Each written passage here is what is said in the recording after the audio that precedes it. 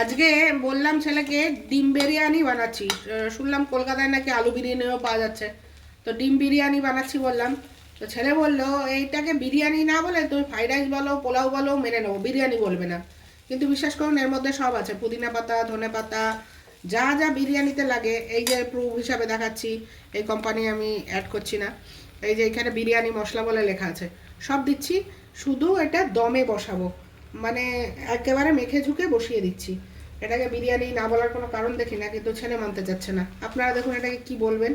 এই যে বিরিয়ানি মশলাটা এবার দিচ্ছি, বেশ খানিকটা বিরিয়ানি মশলা দিয়ে পরিমাণ মতন চাল দিয়েছি আর পরিমাণ মতন জল দিয়ে এই বড় স্টিলে একটা ডেকচি আছে আমার কাছে, সেটার মধ্যে দিয়ে আমি দমে দিয়ে দেবো। আর উপরি পাওনা হিসাবে এই কাজু কিশমিশগুলো ওর মধ্যে দিয়ে দেবো। চলুন হয়ে গেলে দেখাচ্ছি কিরম হলো। গন্ধ কেমন বেরোচ্ছে বল, গন্ধ কিছু পাচ্ছিস? আমার নাক বন্ধ। আচ্ছা, ঠিক আছে, এই দেখুন হয়ে গেছে। এই যে যে যে যে হচ্ছে কি ছোটো ছোটো, এই যে, আর কি গন্ধ জোরে একদম। জোরে পড়ছে?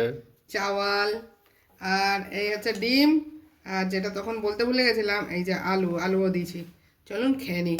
এটাকে যাই বলুক আমার ছেলে, আমি তো বিরিয়ানি বলবো।